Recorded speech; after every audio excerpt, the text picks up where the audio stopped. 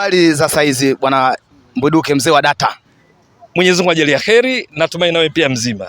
Namshukuru Mungu. Kwanza leo tuko maeneo ya hapa Dodoma, mtaa ya Makole, tuko maeneo haya. Mimi naitwa Silvano Noel Lupumbwe, ni mkazi wa hapa Dodoma. Nashukuru leo nimekutana na Ramadhani Mbwiduke. Nilikuwa na swali langu tu leo kwamba ligi ya mabingwa tuna klabu mbili ambazo Simba na Yanga zinatoka kwenye ligi yetu pia, lakini ni ligi moja ambayo ni kubwa sana Afrika. Lakini pia ukiondoa hivyo kwamba hizi timu ni dabi kama unavyojua. Nilikuwa nataka kujua, swali langu la msingi kwamba inaweza ikatokea siku moja kwenye klabu bingwa ikawa dabi? Kwanza swali zuri sana Lupumbwe, tatizo lako hujajitambulisha wewe timu gani? Au? Najua ulichokuwa unalenga. Mimi bwana, kwa watu wanavyonijua nisingependa kuzungumza. Haina shida.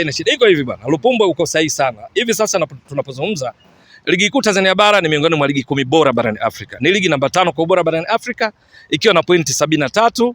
Juu yake kuna ligi kuu ya Afrika Kusini na pointi 97 plus, alafu kuna ligi kuu ya Algeria, ligi kuu ya Morocco, ligi kuu ya Misri. Hizo ndo ligi zilizo juu ya Tanzania. Lakini nyuma yake kuna ligi kuu ya Tunisia, kuna ligi kuu ya Angola, ligi kuu ya Jamhuri ya Kidemokrasia ya Kongo na kadhalika. Sasa kwenye ligi bora, miongoni mwa ligi bora 5 barani Afrika, ligi kuu Tanzania bara inapotoa timu mbili kwenye ligi ya mabingwa barani Afrika ni heshima kubwa sana, na pengine hii ni miongoni mwa mambo ambayo yanadhihirisha juu ya ubora wa ligi kuu yetu, ligi kuu Tanzania bara. Ni jambo la kufurahia sana.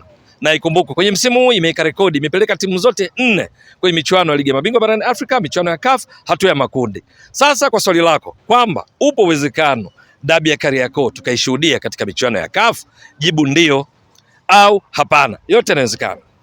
Nikianza kwenye ndio ni kwa sababu Yanga wapo kwenye kundi B, tunatambua vizuri. Simba wapo kwenye kundi D.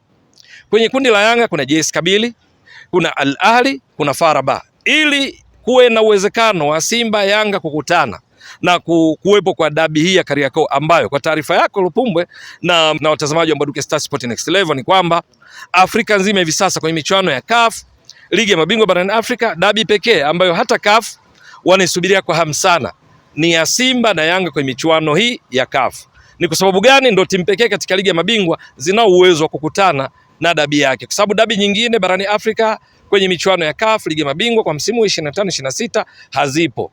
Al Ahly ya Misri wenzao ni Zamalek. Zamalek wapo kwenye michuano ya kombe la shirikisho, hawawezi kukutana na Al Ahly katika ligi ya mabingwa.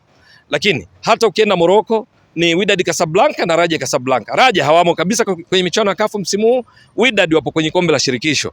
Nimetolea tu mifano. Sasa Yanga na Simba zinaweza kukutana vipi? Ni kwamba Yanga iongoza kwenye kundi lake, alafu Simba imalize ya pili kwenye kundi lake, halafu kwenye nasibu ile draw inapofanyika zina uwezo wa kukutana kwenye robo finali. Au kinyume chake kwamba Simba aongoze kwenye kundi lake, Yanga malize ya pili, halafu kwenye draw zina uwezo wa kukutana, kwa sababu kwenye robo finali wanaokutana ni vinara wote walioongoza makundi, wapinzani wao ni timu zilizoshika nafasi ya pili. Kama Yanga itaongoza, Simba itaongoza, kwenye robo finali haziwezi kukutana.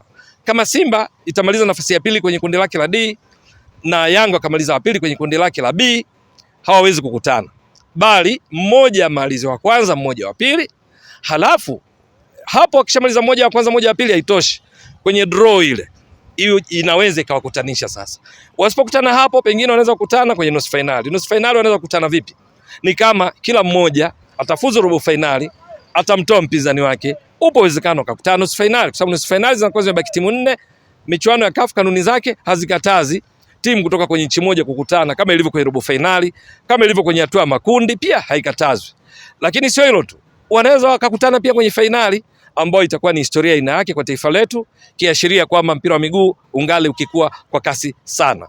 Kwa hiyo nadhani nimekujibu maswali yako kwa usahihi kwamba inawezekana, lakini kwa masharti kwamba namba moja, timu zote zisonge mbele, kwa sababu kwenye hatua ya makundi Simba atakutana na wenzake wa kundi D ambao ni Stade Malien, ambao ni Esperance de Tunis, ambao ni pamoja na Petro Atletico. Yanga atakutana na wenzake wa kundi B nilitoka kuwataja, Al Ahly ya Misri, FAR Rabat, lakini JS Kabylie. Ila robo finali wanaweza kukutana kwa maelezo nilotoka kuyatoa, nusu finali na finali. Na ikitokea hivyo, Lupumbwe na wenzako, ni kwamba itakuwa ni historia aina yake, kwa sababu katika records haionyeshi kwamba ishawahi kutokea dabi ya Kariakoo kuchezwa katika michuano ya CAF ya ligi ya mabingwa wala kombe la shirikisho. Dabi ya Cairo, Al Ahli na Zamalek zishawahi kukutana kwenye fainali ligi ya mabingwa, Al Ahli walishinda 2-1. Sasa dabi ya Kariakoo haijawahi, labda mimi na wewe tuombe ije kutokea, kwa sababu ni kiashiria juu ya ligi yetu kukua kwa kasi sana. Asante sana Bwana Mwiduke, lakini ingekuwa wewe muono wako unaonaje kwamba angalau tufike kwenye siku moja kwamba sasa nusu fainali tunakutana Simba na Yanga kama maasimu, lakini pia ni watu ambao tunajuana kama ni watani wa jadi. Wewe ulikuwa unaonaje hili swala? Unafikiri Tanzania itaonekanaje? Kwa swali lako, kama mimi ni maombi, ningependa sana kuona zinakutana fainali. Unajua kwa sababu gani? Zikikutana fainali tayari taifa letu Tanzania tutakuwa na uhakika wa bingwa. Sababu mmoja atashinda atakuwa bingwa, mwingine atakuwa wa pili. Au walau basi kama sio fainali zikutane nusu fainali, maana tutakuwa na uhakika wa kwa timu moja ya kwenda fainali. Lakini hata zikikutana robo, sitapenda sana. Ila ikitokea, maana tayari tutakuwa na uhakika wa kuwa na timu moja ya kwenda nusu fainali. Kwa hiyo maombi yangu yameweka katika madaraja. Ombi langu la kwanza, ningekuwa na uwezo zikutane fainali. Ikishindikana basi nusu fainali. Ikishindikana kabisa si vibaya zikakutana robo fainali, ingawa inapunguza nasibu yetu ya kupeleka timu zaidi ya moja kwenye hatua za mbele, kwa sababu zikikutana robo fainali mmoja atabaki, ila tutakuwa na uhakika wa tiketi ya nusu fainali na kuendelea. Haya ndo majibu yangu. Asante sana, nashukuru Bwana Ramadhan Mwiduke, lakini mzee wa data.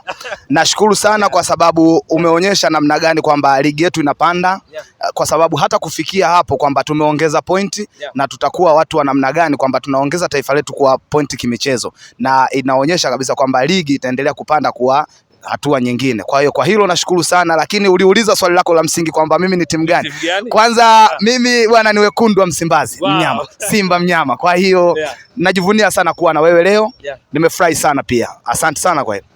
Shukran jazilan. Nami pia nafurahi kuona maeneo mbalimbali na kukutana na mashabiki wa timu mbalimbali.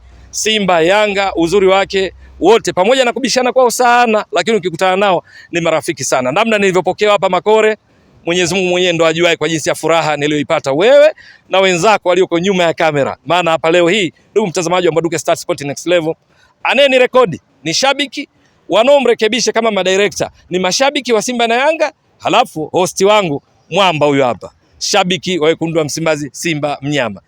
Mtazamaji wa Mbwaduke Star Sport Next Level, endelea kuunga mkono channel hii kwa kuhakikisha kama una subscribe, una share, una like na kucomment. Ramadhani Mbwaduke, nilikuwa na hosti wangu hapa, shabiki wa mnyama kindakindaki ndani ya Dodoma. Shukran jazilan. Bye bye.